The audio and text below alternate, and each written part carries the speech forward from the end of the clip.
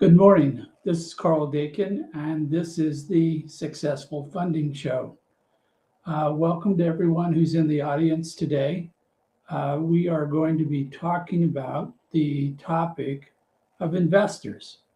A lot of you in the audience are on the other side of the transaction, people who are seeking funding. This is a common topic of this show, is to discuss how to obtain funding, who are good investor candidates, all of these different topics. And in that regard, there are a lot of myths and misperceptions and misstatements about who investors are, how they make their investment decisions, and so forth. And so I wanted to share with everyone today my thoughts, my experience on working with investors, how they go about choosing a particular investment deal, and giving everyone kind of a better understanding of what it takes if you want to form a relationship with an investor, the heart of which is an investment. So with that, the thing to begin with is when I talk about raising money from an investor, we're talking about putting an opportunity on the table, something that can generate money, can generate revenue, and in a good situation, a perfect world, what's happening is the investor puts in a certain amount of money or other resources, and they expect that in a period of time, they will get back their investment and more, which represents their return on that investment. And so when an investor is bring it to the attention of an investor that here's an opportunity that is seeking funding, the investor will look at this opportunity and they will try to determine from what they're looking at, what does the person want? How much money are they asking for? If I give them the money, when do I get my money back? First answer, it's not the return on investment. There's an assumption in the investor's question, even if it's not directly asked, of when do I get my money back? Is it tomorrow? Is it next week, next month, next year, 3 years, 5 years, or somewhere further down the road? This is of critical importance because the length of time in which the investor has their money in the investment will determine to some degree what kind of return or how much money they're going to get back over and above their original investment.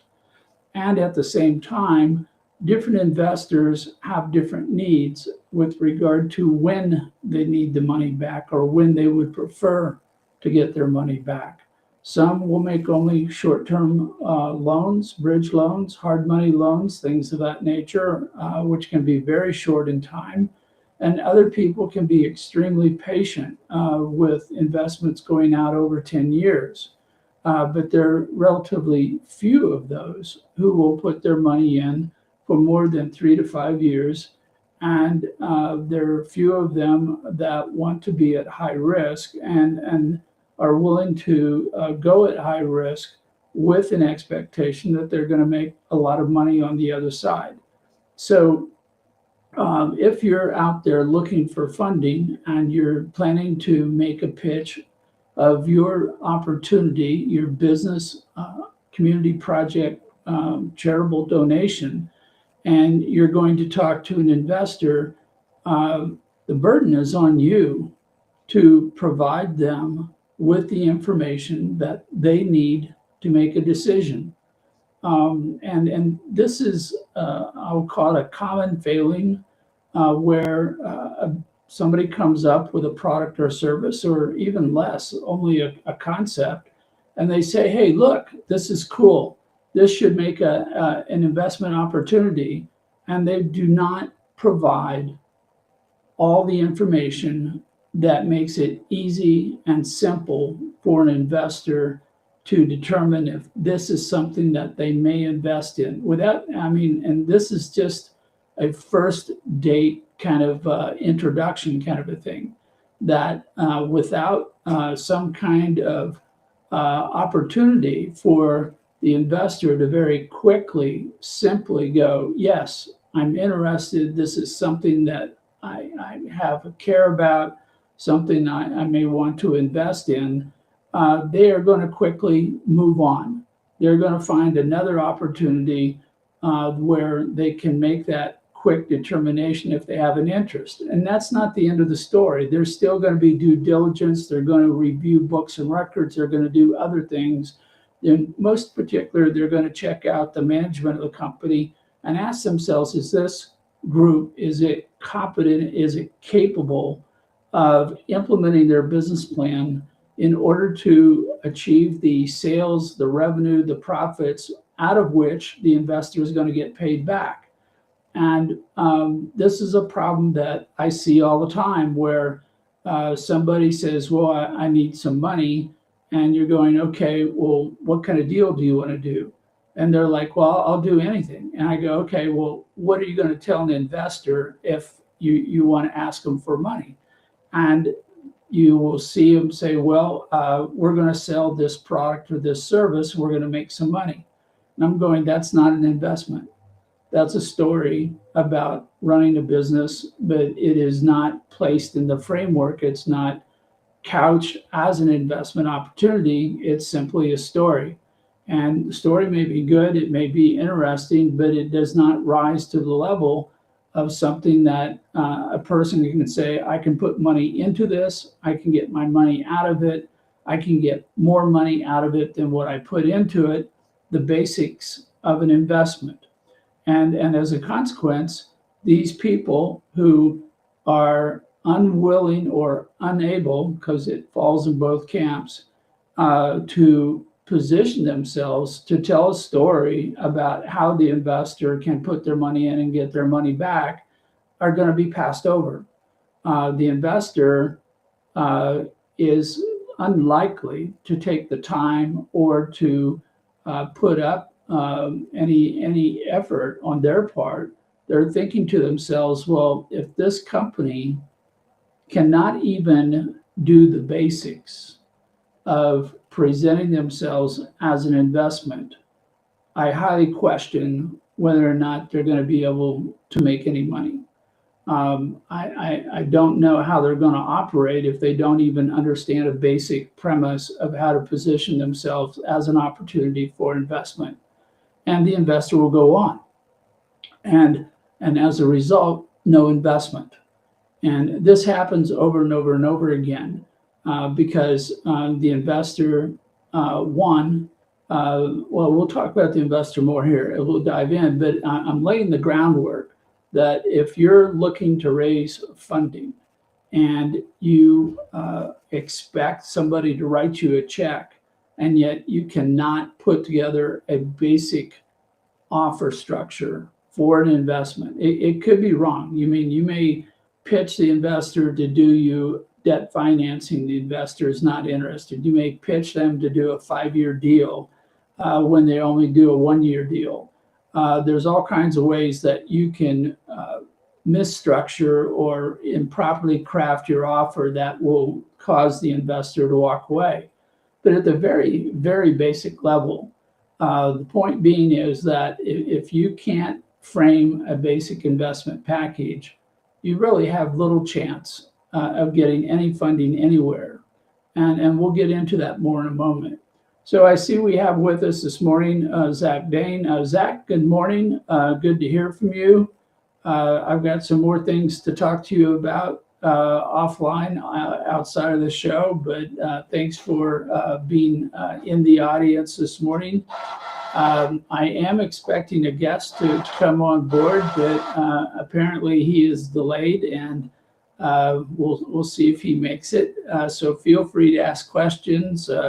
In some ways, you have a blank canvas here to work with from the standpoint of asking questions about your particular opportunity and where you're going to. Then beyond that, uh, I'm going to go back to the concept of the investor. Now, this may show my age, but when I think about investors and I think about enterprises seeking investment, all too often it reminds me of the torture I went through by going to a middle school dance. And I don't know if they still do dances at young ages, but at that time, you would have a large auditorium, you would have tables around the perimeter, and the boys would be on one side and the girls would be on the other side. The music would be playing and nobody would be on the dance floor. And this was the common routine. It kind of challenged the expectation that, in fact, one moment.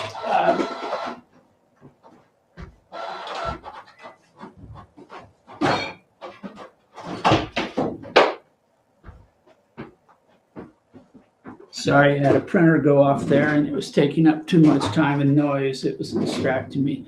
That going back to this example of a middle school dance, neither side would take the initiative to get closer to the other side. A boy would not get up and walk all the way across the auditorium floor to ask a girl to dance. And unfortunately, back in my day and age, it was very, very rare for a girl to get up and walk all the way across the floor to ask a boy to dance. And so no dancing happened. And yet this is kind of the image that I have in my mind when I think today about all the times when investments do not happen, where we have an entrepreneur, a small business, community project on one side who needs funding, but they are either unwilling or incapable, and those are two different things, and we'll dive more into that in a moment, to put together an investment offer and walk it across the auditorium floor and meet the investor where they are, okay?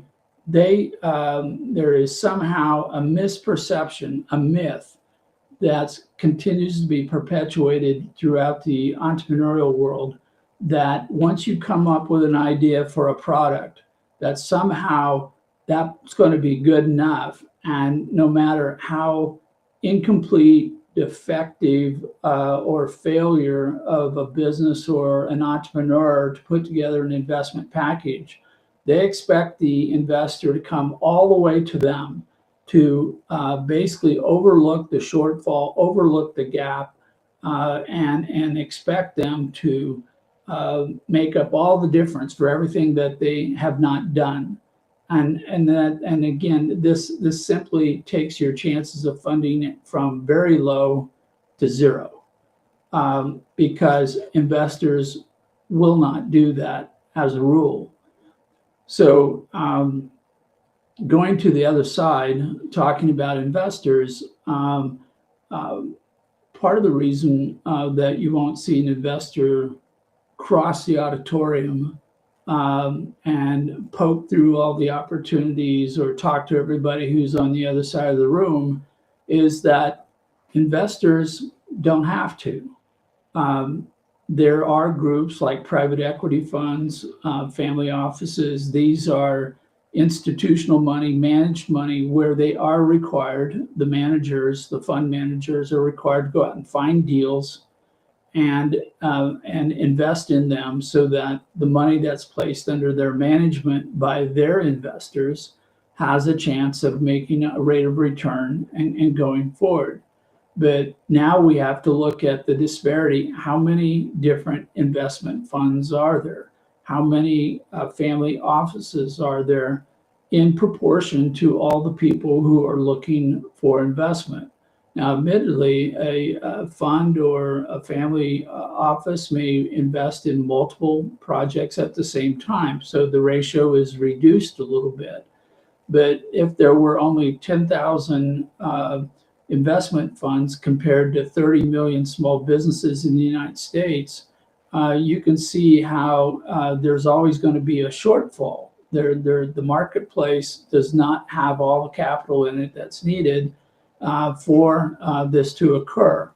And so as a result, you've got people over here who are investors, and they're saying, I have to make an investment if I'm a managed fund, but I don't have to invest in everybody. I don't. And so now as they're looking around, as they're doing opportunity identification, or people are being introduced to them in the common fashion within their networks, they're going to see lots of deals that have prepared themselves to be funded.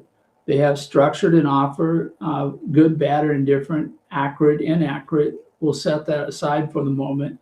But the point being is that they do not have to go out of their way. They don't have to take a detour. They don't have to put in extra effort to go out and find deals that want funding.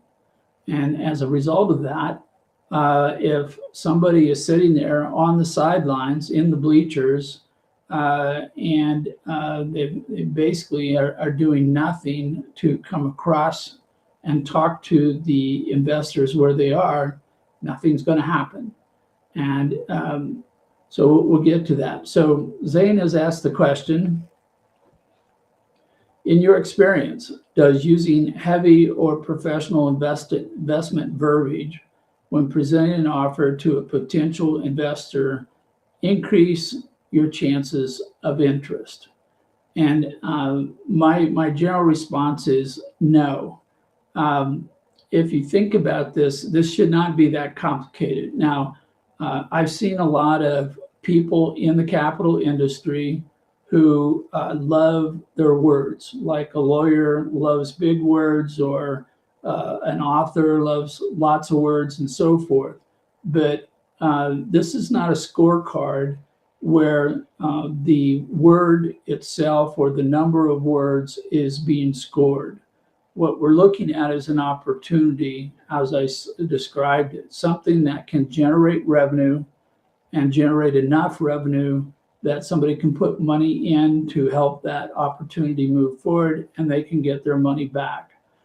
I prefer, and almost every investor I've seen prefers, simple language.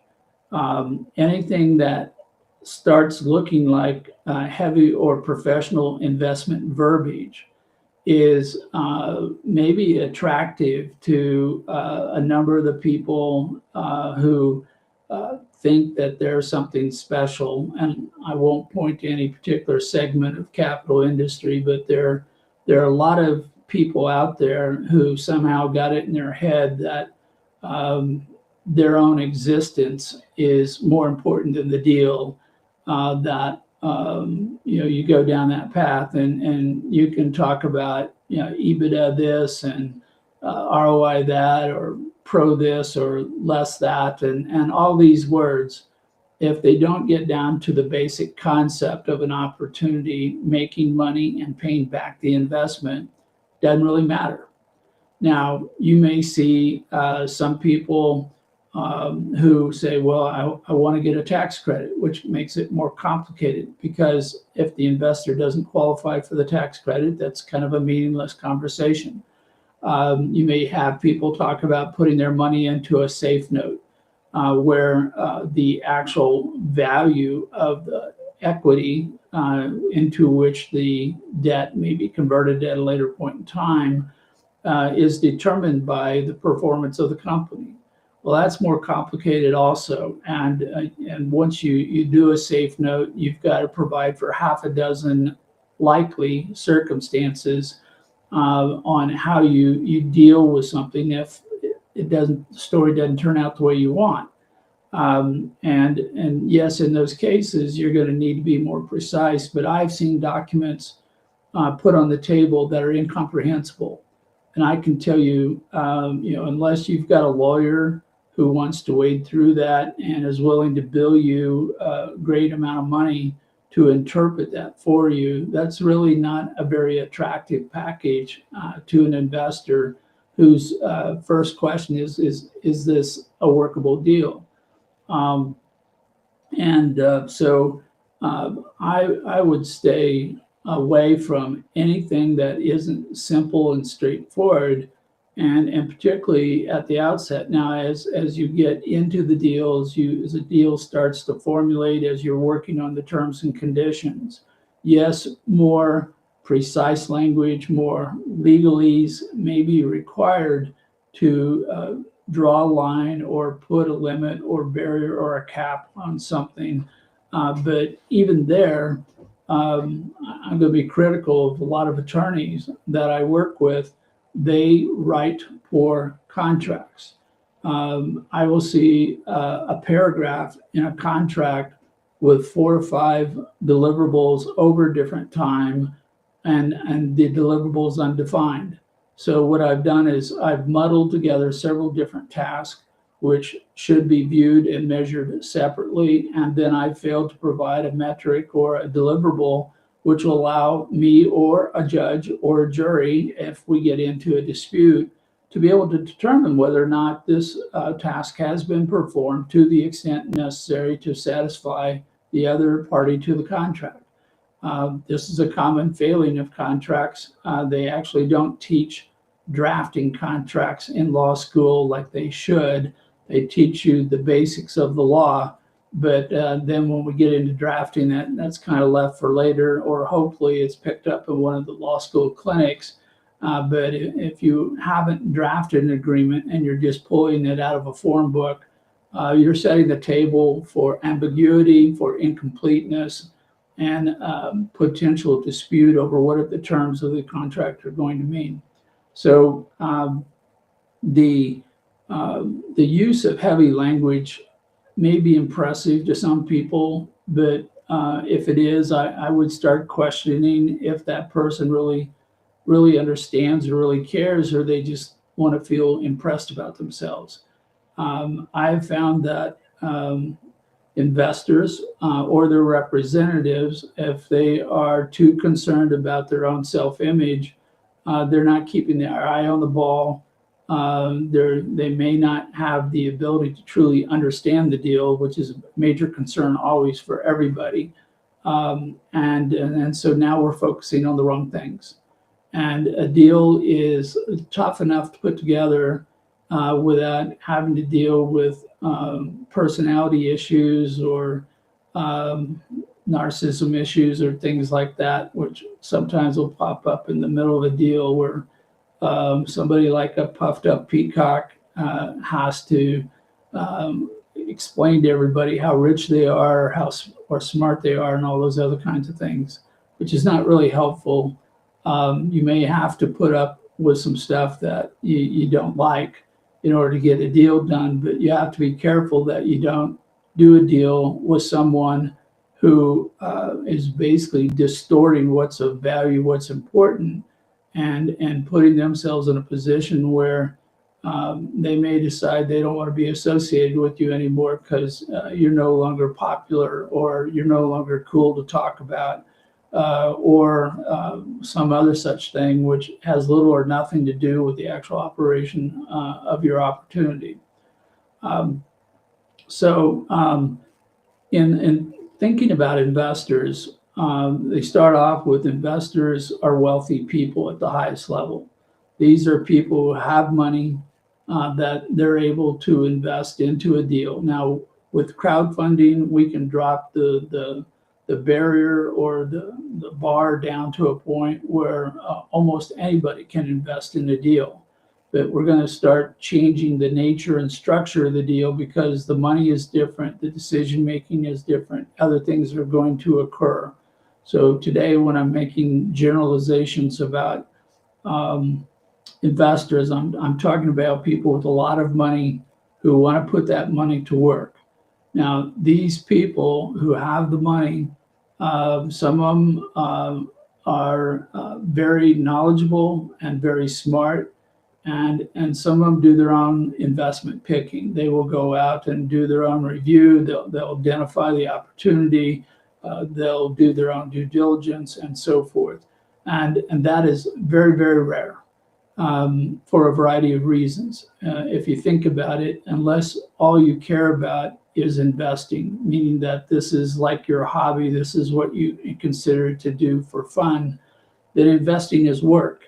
And if you have that much money to put to work, that means you're going to spend your time doing something you enjoy. And if you don't enjoy looking at deals and breaking them down and talking with entrepreneurs and so forth, then you're not going to spend a lot of time looking for deals, which again gets back to my earlier point that if your deal's not ready for show and tell, if it's not complete, if it's not something that very quickly allows an investor to determine if you're in or out in consideration for further due diligence work, they're just going to skip over you. So we have to deal with the fact that a wealthy person rarely will want to spend a lot of time looking at deals and sifting through those. So what they typically do, well, let's stop there. Let's come back to the second point. Even if they have money, not every person is actually a great investor. They may not understand a business. They may have money that they inherited, money that they won the lottery. I don't care where they got their money, but the fact is that they do not necessarily have the wherewithal to look at your business, to understand how it's going to work, to understand the risk and challenges that you may face as a person who's running a business. And therefore, they can't make what you would call a quality decision. It was one of the things that I think I struggled with for a long time in the morning. In the morning, sorry, I just read a comment from Omar, and it took me off case. Early in my career, I made the mistake of thinking wealthy people were smart. And it isn't that they're not smart or that many of them are smart. It's just that the fact that they have money does not translate to an ability or a skill to look at a deal and evaluate the deal and make an investment decision. So that means that when you put a deal in front of an investor, you cannot assume that that person has the wherewithal to see your deal, understand your deal, and make a good decision. Even if you match up one-to-one, meaning that whatever your opportunity is within their zone of interest, that your opportunity may be structured in the same time or structure a deal that the person's interested in, that doesn't mean that person can make a good, simple, straightforward decision to invest in your company. They may ask all kinds of questions, which you're like, why would you ask that? It's not important. Or they'll point out things which, again, don't have to deal with getting the job done of running the business or the markets you're dealing with or the technology you've developed or whatever it happens to be. They simply are not in that position. So now we have people with money who are looking to make an investment. One, they're not wanting to spend all of their time poking through deals, dragging facts out of people who failed to put them out there where they're easy to find. They're not going to go all the way across the auditorium and ask somebody to give them information which should have been provided to begin with. And then even if they are willing to come part way across, maybe they'll meet you in the middle of the dance floor and say, hey, I'm willing to come part way and talk to you. That doesn't mean that they can see you, understand you, interpret you, and in any way consider your forecast of where you're going to go in the future. So now we've got, in effect, two limits on an investor as we get going. One is that they're not going to spend all the time that they have available, and two, they may not be capable of making the best decision. So before getting into the rest of this list, I want to shout out to Omar. Good morning, Omar. Good to see you. Hope you are doing well, and welcome to the show this morning. So as what happens at this point then is I have enterprises and I have investors, and they won't close the gap. We've got a gap that's here. part of it is on the entrepreneur side, the small business side, whoever's looking for funding. They need to be ready to deliver whatever information the investor needs in order for the investor to make a decision. And sometimes the business itself, like the investor, is not capable of coming to the center. They're sitting there going, look, I've got a great widget. I've got some really cool tech. They can't explain it. They can't put it in a business plan. They can't create a cash flow projection. They cannot do a forecast of a return on investment. Can't do any of those things. And as a result, it's very, very unlikely that they're going to get any funding because, as I described, the investor, one, isn't likely to make up the gap with their time, and two, they may not have the capability of putting that money to work because they just don't have the skill set. If you're doing an oil and gas deal and somebody shows up who's been coding computers all their life, there may be no connect or no common ground in terms of understanding the technology, the business, the markets, any of those things. And as a result, there should be no expectation that an investment deal is going to take place. So since it's established that not all investors will spend all their time looking at deals, and most investors may not be capable of making an investment on their own, or they're going to need help. Commonly what happens is these people engage people to help them. These people may be a broker-dealer. It could be a wealth manager. It could be a professional service, such as a lawyer or an accountant. So in essence, what is happening is the wealthy person, the investor, is building a team of people to help them find deals, look at the deals, evaluate the deals, and then making a selection out of all the different opportunities that are out there. And they now have a more collective knowledge than an investor by themselves would have. And this may be a loose type of arrangement where they call up these people and say, hey, I saw something I like, take a look, let me know what you think. Or it's a formal agreement where they've put their money into a fund, a private equity fund, or some other type of managed money arrangement. And they depend upon the people who are the fund managers to do the searching, the identification for opportunities, the due diligence, assessment, and then making selections for investment. So they've outsourced or delegated this.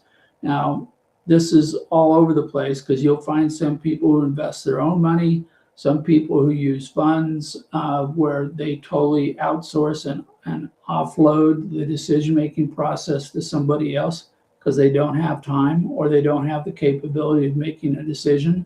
Some will do a little bit of both. They'll do a few deals on their own, and they may put the bulk of their money with someone else. The result of this is that now you have, in effect, one or two different people who have to be sold on a deal. And the first one is intended to be a professional quality capability in looking at opportunities and considering them for investment. And in effect, they may or may not ever seek further instruction or permission from the money they're managing. They may make the decision completely on their own, or in kind of a worst case scenario, they may qualify a deal and then give it to the investor for final approval, which means you have to make two pitches and almost at two levels or two types of pitches, because first you have to get through the professional team, the gatekeepers, and then you have to meet the qualification of the person who's actually writing the check. This two-part sales process is very difficult to overcome because quite often you're getting two different viewpoints, two different sets of criteria, and you have to thread the needle between both of those in order to get funded. And that can make it very, very difficult to happen. So at this point, you run into the challenge that if you have a professional team who's looking for deals on behalf of their investors, and they're trying to make a choice of investments, they're going to see a lot of deals because there are way more deals out there to be funded than there is money to fund them. And if these deals don't, again, match up, then nothing happens. So we're back to my original metaphor of we're in a middle school dance, the band's playing, the market is open, but we have entrepreneurs and projects and enterprises over here, we have investors over here. And if the entrepreneurs do not bring enough information to the table that this group, whether it's investor or it's a management team working on behalf of the investor, can see the deal clearly, then nothing's going to happen. And then the worst problem is now you're into a very intentional open field type of competition, which means that, hey, you have a deal, you brought it to the table, it's got all the information in it that this management team or investor wants to see, but you're not the only person that's looking for money. This group may fund 1 deal, 5 deals, 10 deals a year, and they're looking at 50 to 100 deals. So they're not going to fund everything. They're going to pick, or cherry pick as the term goes, they're going to pick the best deals. And now you're competing with everyone else who's also putting themselves at the table. And anything that the entrepreneur fails to do to give them the information they need to see to make the evaluation makes it easy for them to kick you to the curb.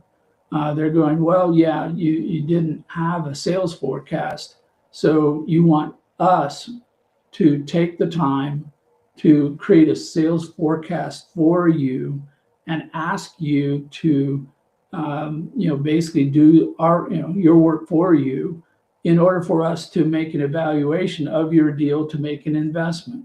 Now, I don't think that's going to happen. And yet this happens so often that the package of the entrepreneur is incomplete. There is missing information.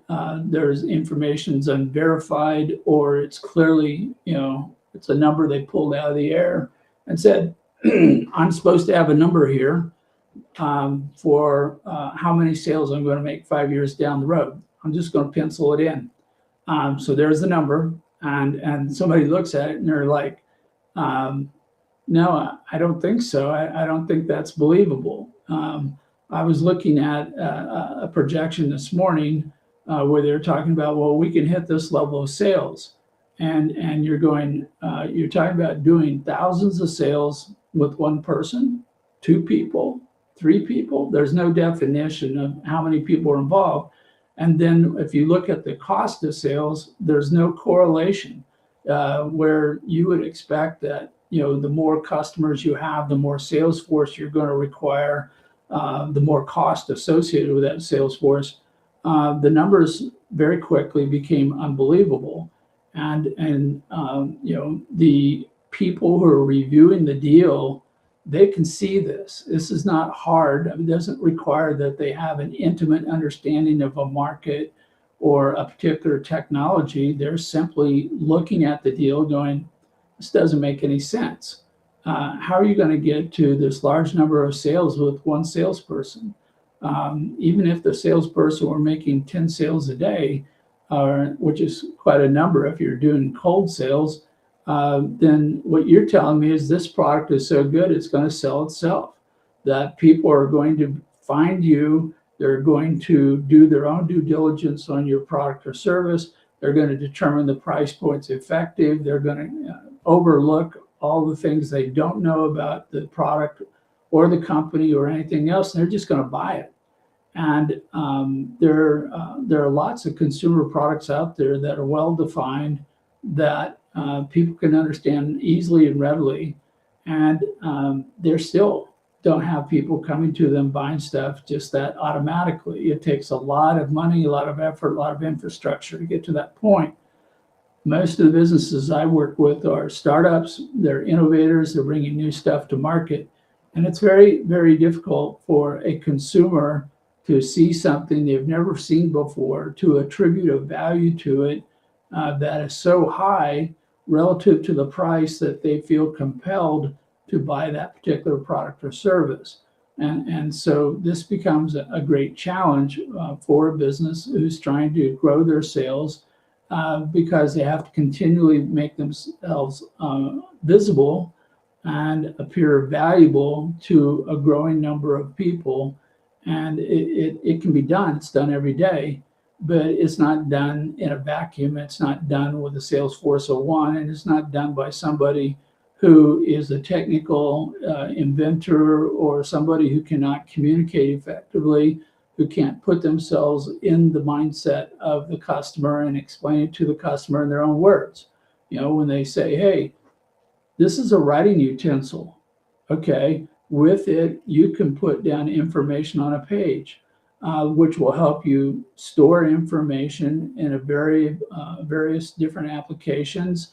And it's a very useful tool. But if I present this as this is an enclosed cylinder with containing liquid materials, which can be placed on a page where they convert into a stable format, which means that you can make notes and marks on a page, I've lost the person. And yet I see these kind of pitches all the time where they start off talking to me about either how wonderful the technology is without telling me how good it helps the person, what is the value proposition to the customer, or they're going to talk about their degrees, or they're going to talk about the long process they had to get to where they want to go. None of these are of any importance to the customer. They may be helpful in telling a backstory to an investor, but the investor still wants to see how many people are going to buy this. Are they going to pay a price that creates a profit? Are you going to sell enough of these to pay for all the costs associated with the development and organization and sales of this particular product? If you don't have this information, why would they talk to you? Because it comes across to them as one of two things. Either you don't understand business, which means you're a bad investment, or you think that you're so important that the investor has to do all the work to figure this out, which is also not a great sales story when pitching to an investor. Because going back to what I described earlier, is the investor rarely is going to spend any time looking at investments. They quite commonly are going to know a very narrow area, if any, in which to invest, in which they have enough background where they can look at your story, compare it to the market, compare it to their knowledge of other people in the market, and choose you out of all the competition over someone else.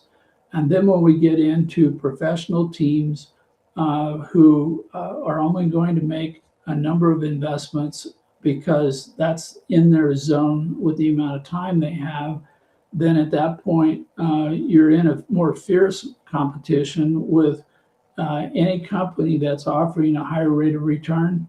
You're pretty much out of the game to start with.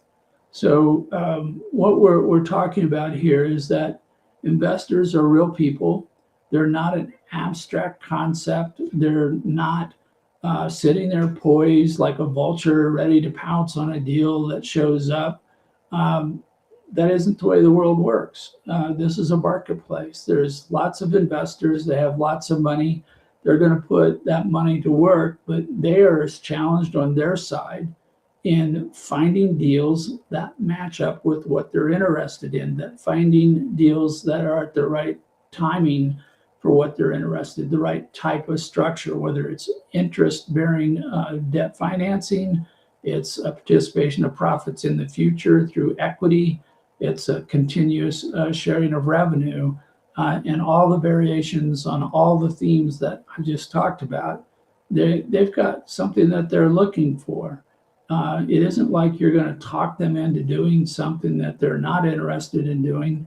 You're not going to get them to come all the way across the auditorium and do your homework for you, to build your business plan, to do your cash flow projection, to tell you that you need to hire more sales. They're not going to do that. So if you're out there looking to find an investor for your particular company, you have to be as well prepared as you can. You have to have a minimum level of preparation in order to tell your story effectively. And you have to be able to start off with a very simple, easy to understand concept. I'm in this industry, I'm selling this product to this customer.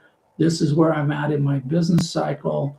I'm going to grow my sales over time.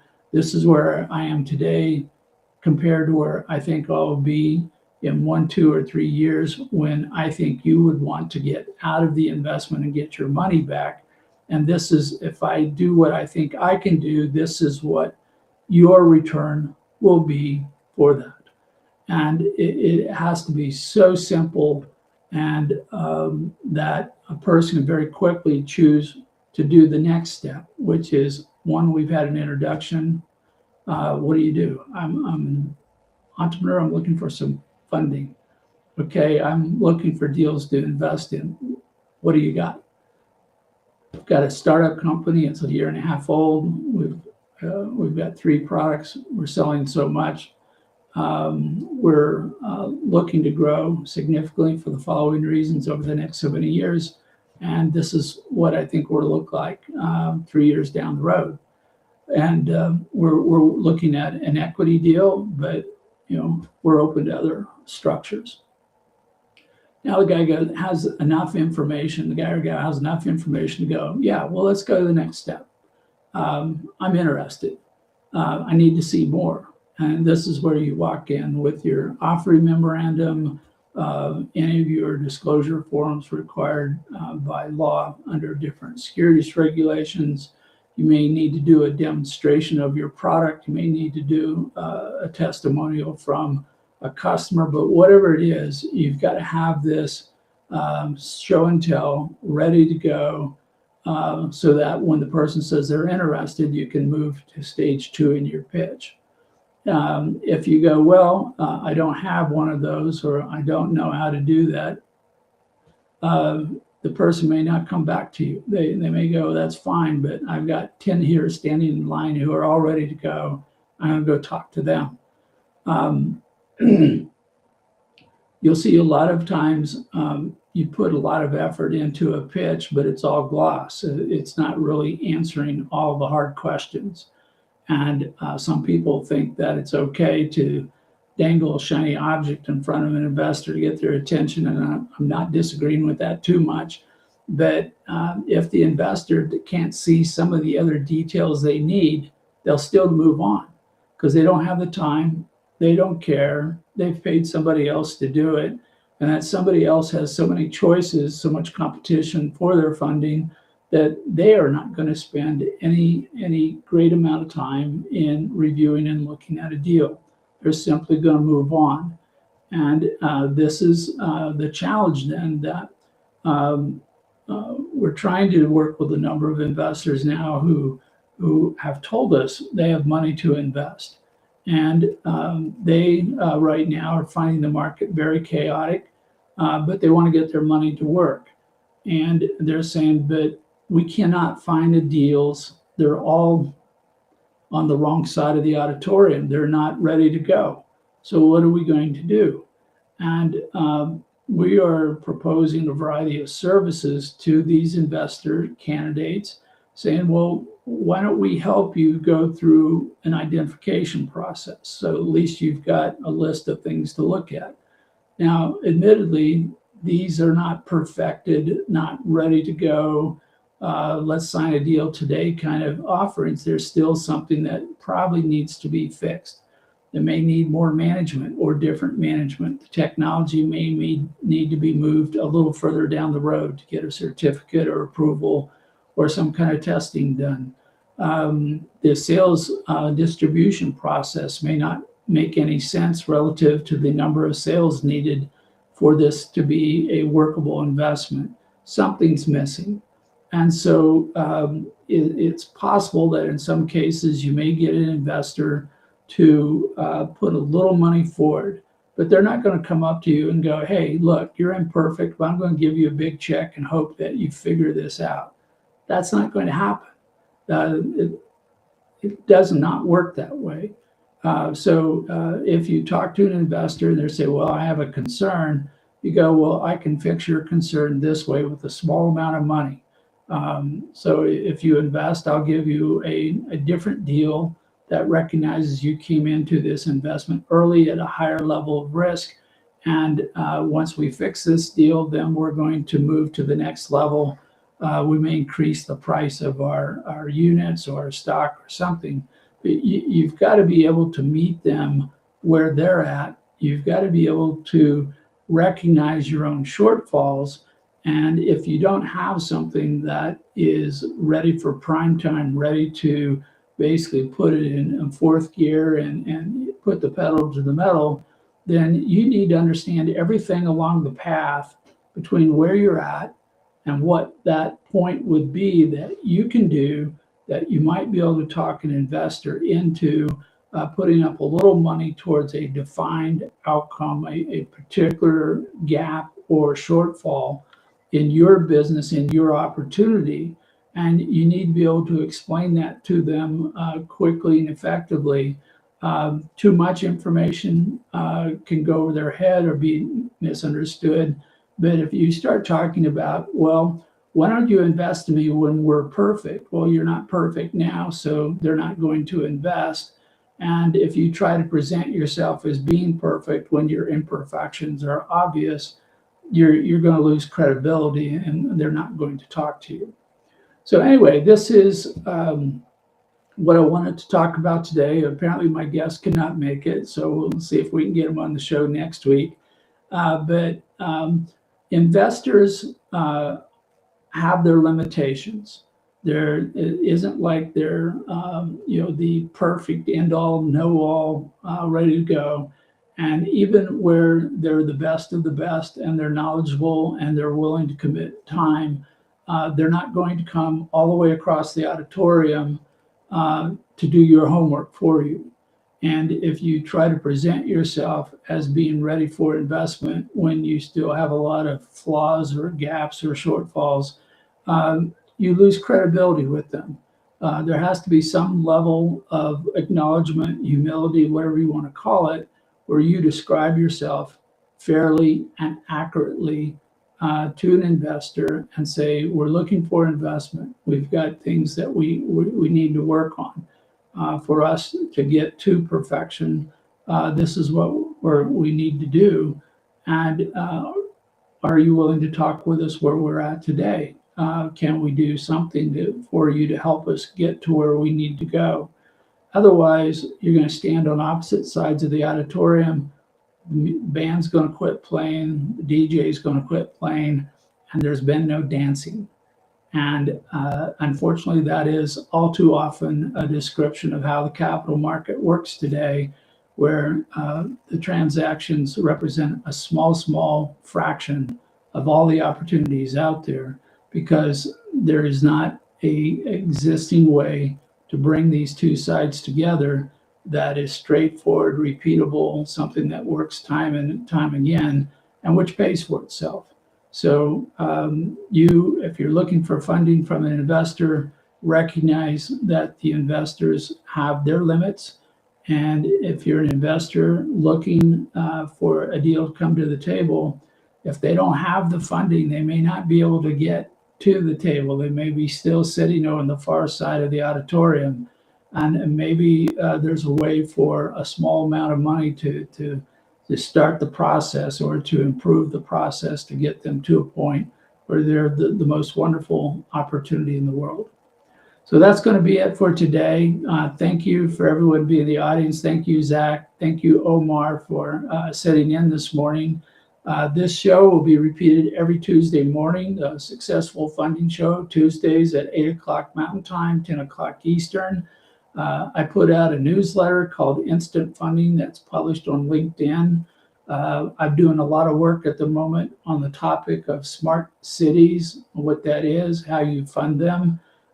This is a popular topic amongst many large investors I've talked to, including some new investment funds that have come together.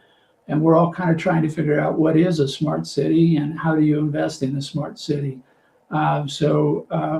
In this imperfect, chaotic capital market we're in today, good luck to you all for those who are looking to raise funding, and good luck to investors who are trying to find that perfect opportunity. We'll see you next week.